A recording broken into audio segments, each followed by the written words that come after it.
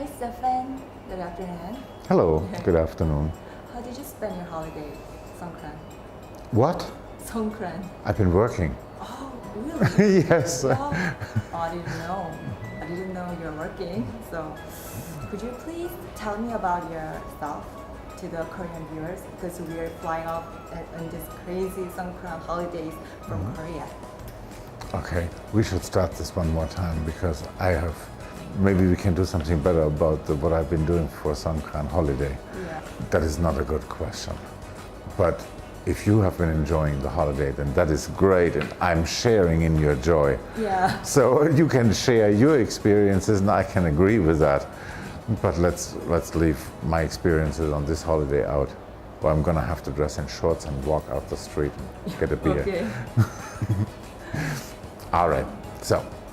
Actually, we are coming here for knowing about what you are doing right now, and especially about, I heard you're doing some Bitcoin business, right? Am I right? I'm a blockchain professional, and we're doing blockchain projects where we translate the visions and ideas of the business owners into technical concepts where they actually be able to sustain a business. It's really kind of complicated, so actually Bitcoin is a kind of difficult to me. Can you explain more in an easy way? Yes, the history of Bitcoin and digital currency is really very simple. It's going all the way back to the beginnings of money, where people were trading with a barter system. Then we went on to precious stones and metals and coins, gold coins, to government printed bills, to plastic money, the credit cards and debit cards, and today the digital money. It is just the next step in evolution. Yes.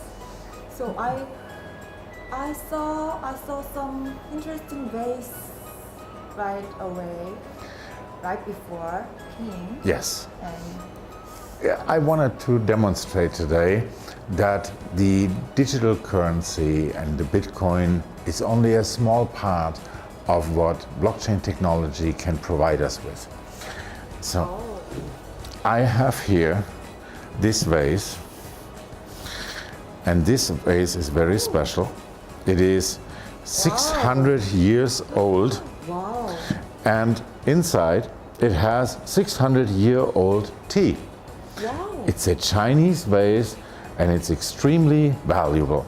Oh, Um, interesting.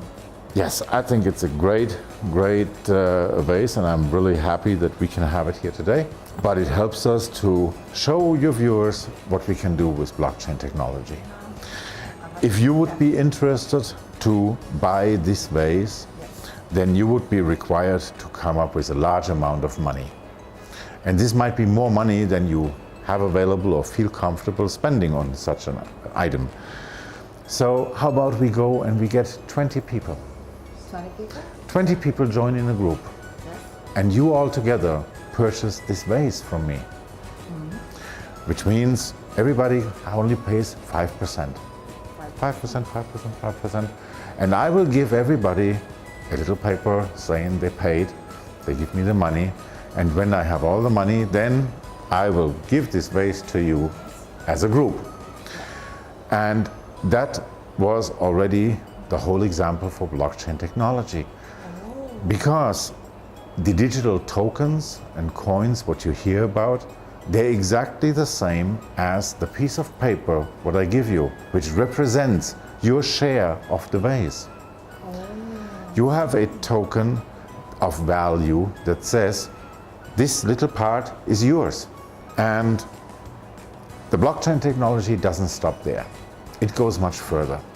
Because maybe in those 20 people, you have somebody who thinks, now the vase is paid for.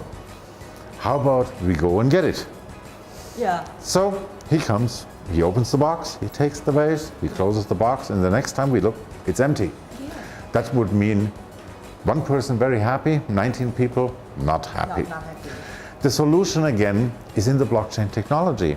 We put the whole vase with the box in a container with a digital lock.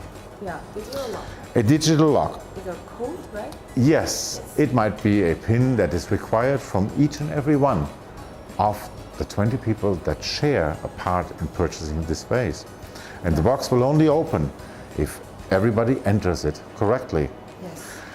That would be what everybody mentions inside of a smart contract. So here we have all the elements of blockchain technology. We have a group of people that do in business. They are purchasing an item, get a token value, and when the item is paid for, the item itself has an identifier in the blockchain and is aware of it, that it's paid.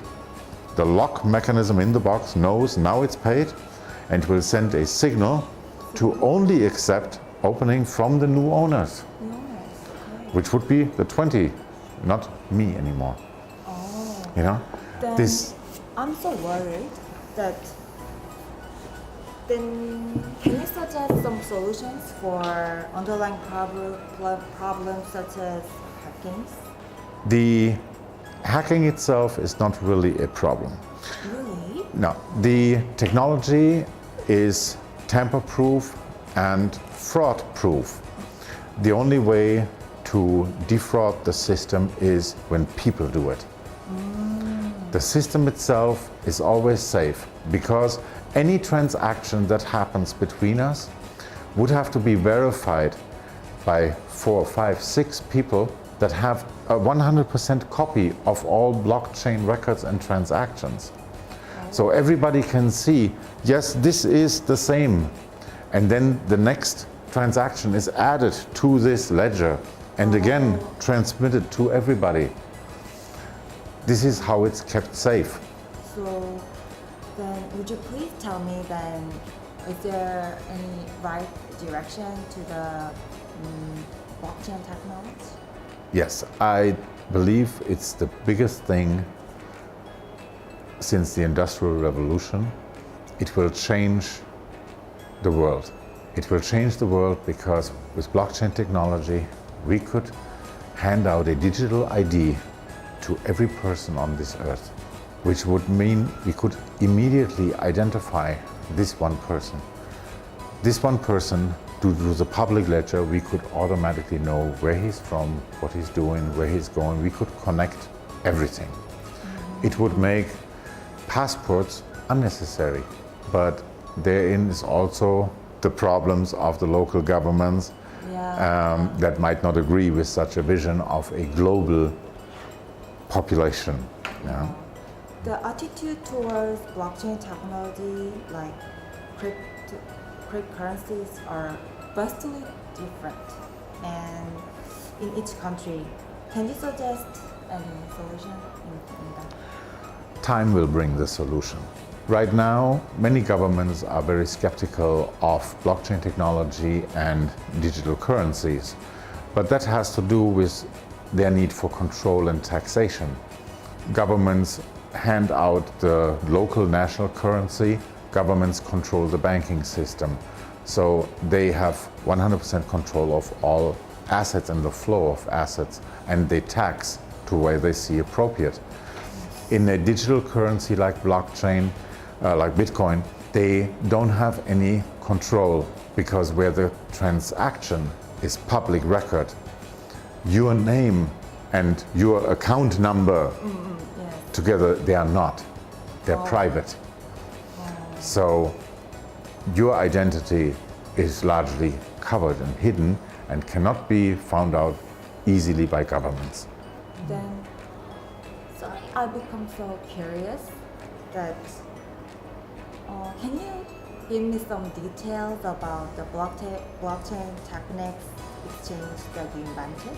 Yes, my specialty is dual system blockchains and side chains.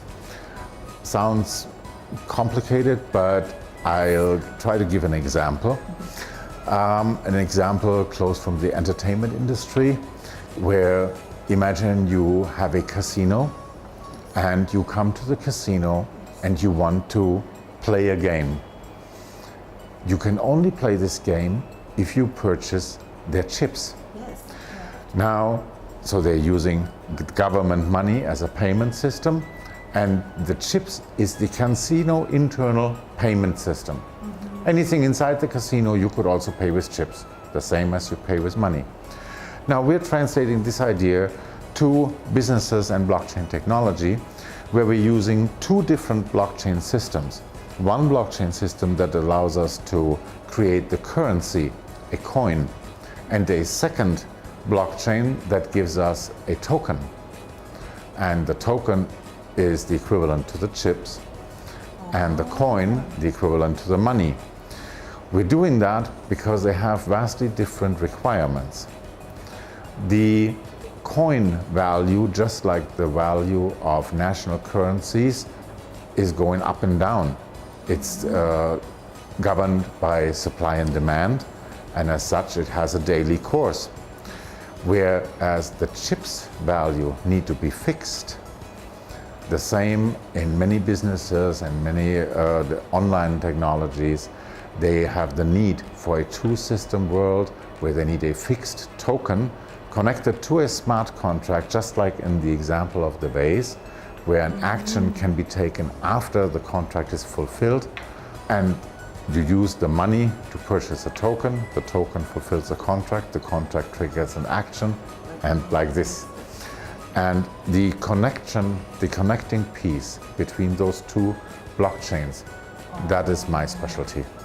But I'm curious also, is there any necessity to have an exchange? In my opinion, no. No? When Satoshi Nakamoto Yes. wrote the white paper about the Bitcoin as a digital currency, you will not find the word exchange in there. The reason for this is that the whole idea of Bitcoin starts with decentralization, meaning everybody can do business direct. I can send Bitcoin directly to you. I don't need to go through a bank. Right. Now, if you have a whole network of people who are doing that, then it's a decentralized system. A bank is exactly opposite. Everybody goes to the bank, it's a central point, and they distribute again. So, in the basic idea, it's described as a decentralized system where we do business directly. Exchanges in the Bitcoin world are the equivalent of a bank. They are the central point, everybody sends to the exchange from there, or even worse, you keep your money or your Bitcoins at the exchange. Now, where exchanges in digital currency are doing the same functions, they're performing the same functions as a bank, they lack the government oversight and control. Those are just private businesses with regular people, and we never know what they might do. So I'm an opponent to centralized exchanges. I really like what I've heard today. Yeah, thank you for You're your very time. welcome. Yeah, thank you.